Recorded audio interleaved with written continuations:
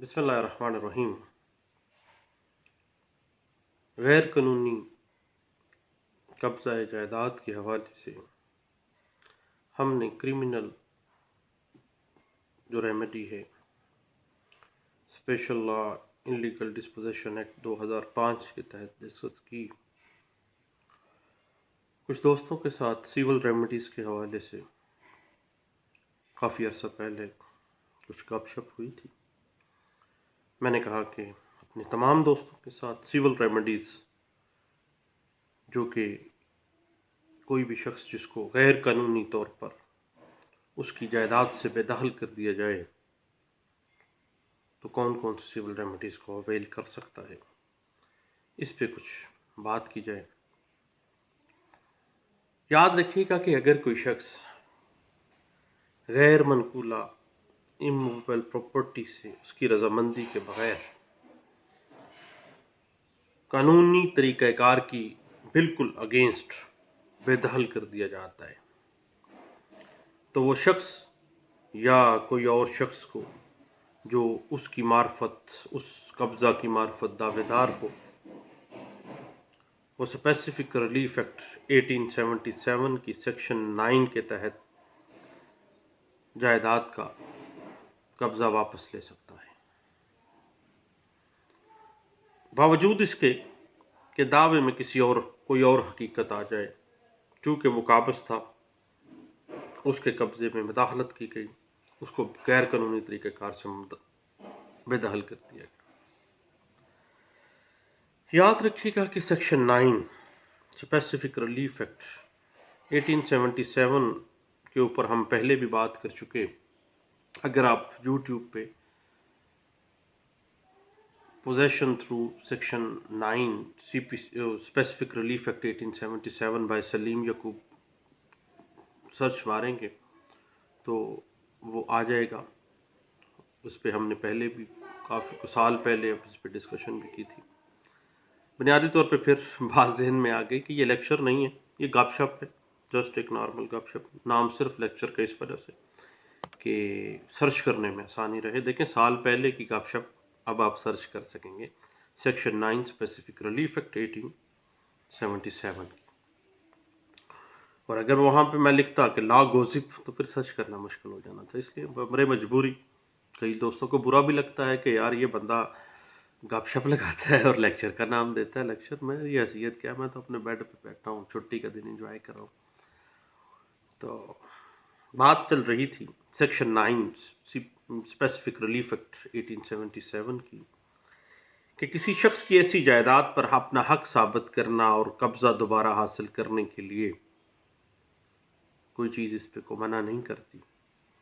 हत्ता कि कानून कहता है कि इलीगल डिस्पोजेशन एक्ट की कार्रवाई चल रही हो तो उसके साथ वो सिविल रेमेडी भी अवेल कर सकता है। इस हवाले से landmark judgment 2016 SCMR page 1931 Sheikh Mohammad Naseem case है और बड़ा इम्पोर्टेंट केस है, ज़रूर देखिएगा। याद रखिएगा कि सेक्शन 9 स्पेसिफिक रिलीफ एक्ट 1877 का मकसद ये है कि लोग कानून को अपने हाथ में लेकर किसी गैर मनकूला जायदाद के ऊपर जबरन किसी को बेदखल करने से, जबरन कब्जा करने से बाज रहें, ख्वाह ये जायदाद उनकी मलकियत ही क्यों ना हो। भाई, अगर आपने मलकियती आपकी जायदाद है, कब्जा लेना है, कानूनी तरीक़ेकार से लेना। खबरदार अगर गैर कानूनी तरीक़ेकार से कब्जा लिया, ये है मकसद। अब किसी को बेदखल करने के लिए हमेशा कानून कहता है कानून का सहारा लिया जाए। कानून से बालातर कोई नहीं है। ये बात वैसे आपस की बात है, कहते हुए अंदर से एक टीस सी पड़ती है, वैसे है नहीं, लेकिन चले हम मानते हैं कि कोई भी मावराए कानून नहीं है, क्योंकि कानून की बालादस्ती कायम रहनी चाहिए और अवामुन्नास लड़ाई झगड़ों से और इख्तलाफात से और राइट ऑफ प्रॉपर्टी जो आर्टिकल 23 आर्टिकल 24 सेफगार्ड फ्राहम कर रहा है कॉन्स्टिट्यूशन ऑफ पाकिस्तान 1973 का, हर बंदे की जायदाद महफूज रहे, उसका कब्जा महफूज रहे। अब सेक्शन 9 स्पेसिफिक रिलीफ एक्ट 1877 का दावा दायर करने के लिए ये बताना है सबसे पहले कि जो मदई है वो किसी इमूवेबल प्रॉपर्टी पर काबज था, जिससे डिफेंडेंट पार्टी ने उसे बेदखल कर दिया है। पहली बात। दूसरी बात, उसने उस दावे में ये बतानी है कि उसको एक गैर मनकूला जायदाद जिस पे वो काबज था उससे बेदखल कर दिया गया है। तीसरी बात, उसको ये बताना है कि ये बेदखली उसकी मर्जी के खिलाफ की गई है, जबरन की गई है। और चौथी चीज उसको बताना है कि ये जो बेदखली है ये कानून के जो स्टैचूट लॉ हैं, जो सेटल्ड लॉ है, उसकी खिलाफ वर्जी में मैं वहां पर काबज था और मुझे बेदखल कर दिया गया। ये चार चीजें उसको सेक्शन 9 स्पेसिफिक रिलीफ एक्ट 1877 में अपना कब्जा वागजार करवाने के लिए बतानी पड़ेंगी दावे के अंदर। इस हवाले से एक लैंडमार्क जजमेंट है सुप्रीम कोर्ट ऑफ पाकिस्तान की, पढ़ने के काबिल है भाई। जब भी सेक्शन 9 का दावा करें तो फिर इसको जरूर पढ़िएगा। मेरे जैसा नालायक बंदा नहीं पढ़ता तो फिर तंग भी होता है, जलील भी होता है। याद रखिएगा 1982 SCMR पेज 741 में इस बात को इंटरप्रेट किया गया था, और इसके बाद यही बात एक सेटल्ड प्रिंसिपल के तौर पर डिस्कस की गई थी 1988 MLD पेज 90 में इस बात को डिस्कस किया गया। याद रखिएगा, जब भी किसी बंदे को गैर कानूनी तौर पर बेदखल कर दिया गया है तो सेक्शन 9 स्पेसिफिक रिलीफ एक्ट 1877 की रेमेडी लेने के लिए उसको लिमिटेशन से भी गुजरना पड़ेगा, और वो लिमिटेशन है ओनली एंड ओनली 6 मंथ, 6 माह के अंदर अंदर बेदखली के उसने सेक्शन 9 स्पेसिफिक रिलीफ एक्ट 1877 की रेमेडी अवेल करनी है। अब अगर हम देखें तो सेक्शन 9 स्पेसिफिक रिलीफ एक्ट 1877 के तहत दादरसी का जो मुस्तहिक बनने के लिए उस मदई को यह साबित करना है कि वो जायदाद पर काबज था, मुद्दा अलैह ने उसे गैर कानूनी तरीक़ाकार से महरूम कर दिया है कब्जे से, और कब्जे से जिस दिन उसको कब्जे से डिस्पोजेस कर दिया गया है, ये suit under section 9 specific relief act 1877 वो 6 माह के अंदर अंदर वो अदालत में आ गया है। लिमिटेशन का ध्यान रखिएगा। सेक्शन 9 बड़ा टेक्निकल सी बात है। वैसे मैं टेक्निकल सी कह रहा हूँ, लोग टेक्निकल नहीं कहते, क्योंकि बड़े वकीलों के लिए ये टेक्निकल नहीं है, मेरे जैसे नालायकों के लिए ये हो सकता है टेक्निकल है, और है भी वैसे ये टेक्निकल सी बात। लिमिटेशन जो है ख्वाब mix question of fact and law है, लेकिन जब आप सेक्शन 9 स्पेसिफिक रिलीफ एक्ट 1877 की रेमेडी अवेल करने जाते हैं तो ये समझिएगा कि ये भी एक अहम इंग्रेडिएंट है इस सूट को फाइल करने का। क्योंकि ये बात अगर इंटरप्रिटेशन इसकी देखनी हो तो PLJ 2000 supreme court of Pakistan page 1894 में इस बात को इंटरप्रेट किया गया था। उसके बाद सेक्शन 9 स्पेसिफिक रिलीफ एक्ट 1877 में टाइटल वाला तो मामला डिस्कस ही नहीं होगा,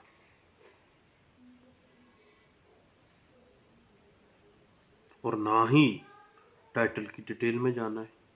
नेचर देखें, नेचर है सेक्शन 9 की कि एक बंदा काबज था, उसके कब्जे में मदाखलत कर दी गई, उसको बेदखल कर दिया गया है।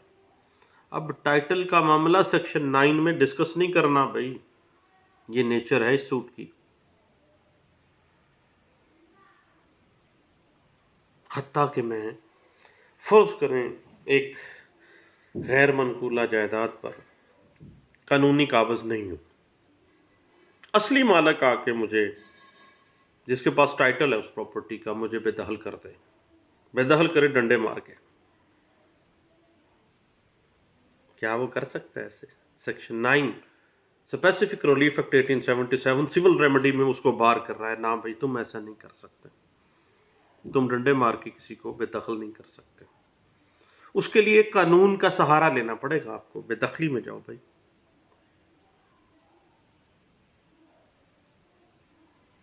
ये बात इंटरप्रेट हुई सुप्रीम कोर्ट ऑफ पाकिस्तान में 2001 SCMR पेज है 345 में इस बात को इंटरप्रेट किया गया था। अब बात आ जाती है को शेयरर्स के खिलाफ।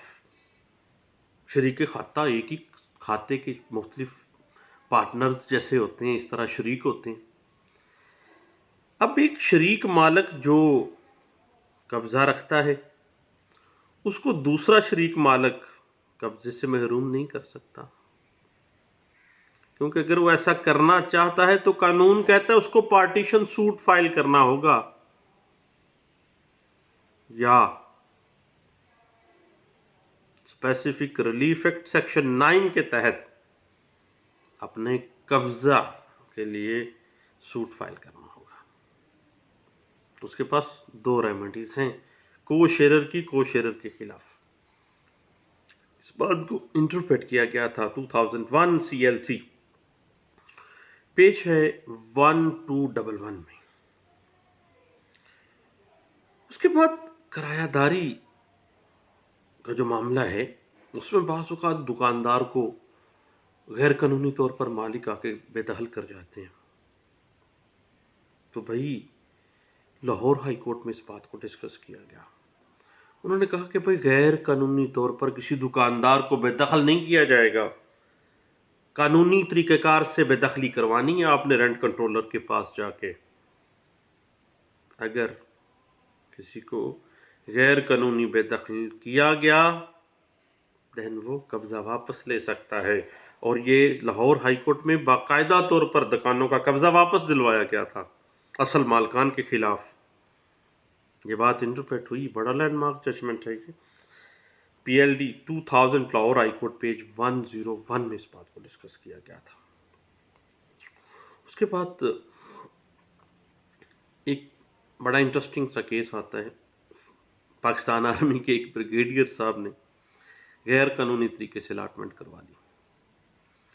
अब अलाटमेंट करवाने के बाद बजाय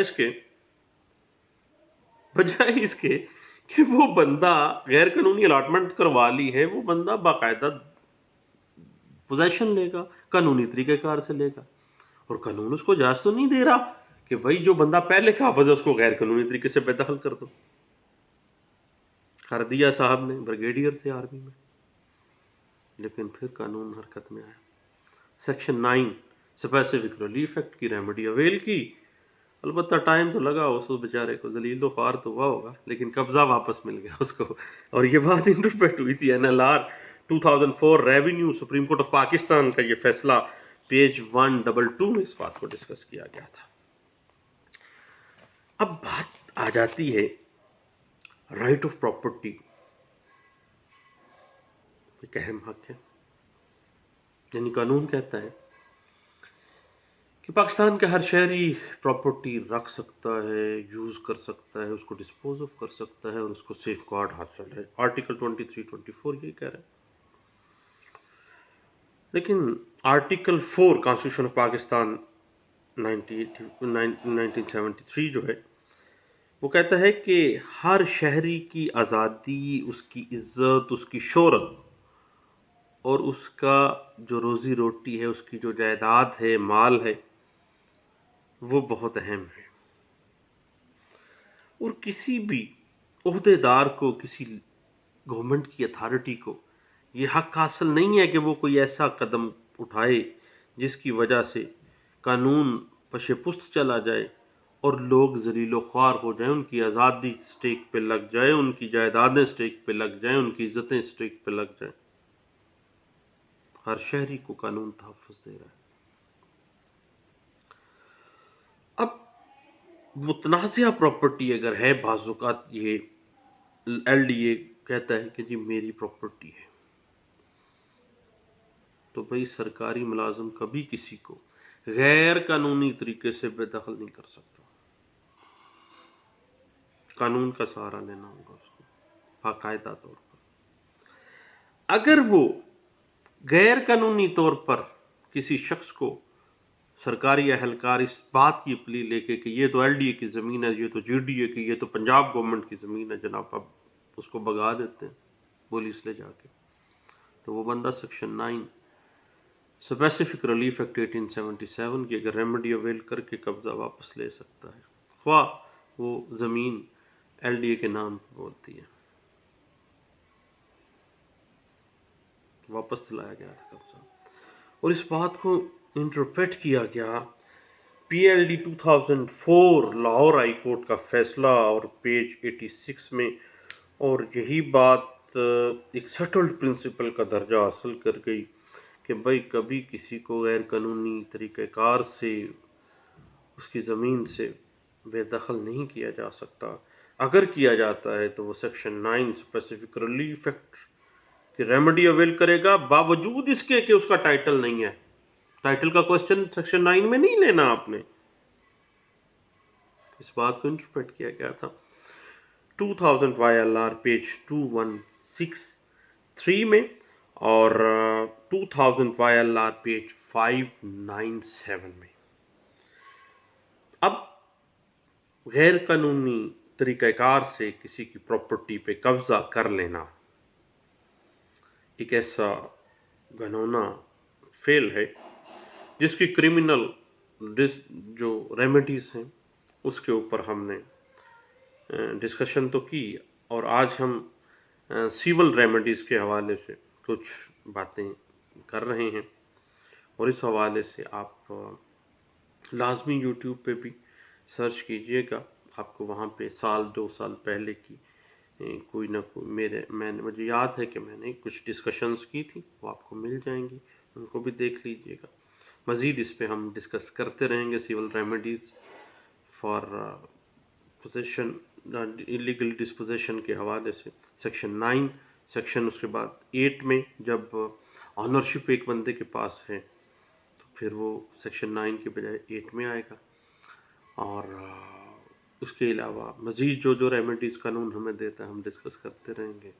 बाज़ प्रॉपर्टी का काम करने वाले दोस्तों को गिला भी होगा कि यार इस तरह की बातें नहीं करनी चाहिए, लेकिन वही देखें इल्म है, जो चीज़ें मेरे पास हैं, मेरे रजिस्टर में है। वकील का रजिस्टर एक पब्लिक प्रॉपर्टी होता है और छुपा छुपा के इसको नहीं रखना। हकीम मर जाता है नुस्खे साथ ले जाता है और मरीज़ बेचारे वैसे ही परेशान रहते हैं। तो भाई कोशिश करें आपके नॉलेज में जो चीज़ आए फौरी तौर पर उसको शेयर करें, दोस्तों को फैलाएं, दोस्तों को बताएं। मुझे याद है कि 2015 में मैंने फेसबुक पे साइटेशंस लगाने का सिलसिला शुरू किया, तो यानी जो भी साइटेशंस पढ़ते थे या जो भी हवाला पढ़ते थे किसी कोर्ट का, फौरी उसको इन हिसाब छोटे से समरी बना के पेश करते उधर भेज देते थे। तो आज माशाल्लाह बहुत से लोग इल्म से जो है मुस्तफ़ीद हो रहे हैं। मेरे नहीं बल्कि बहुत से लोगों ने इस तरह का सिलसिला कर शुरू किया हुआ है।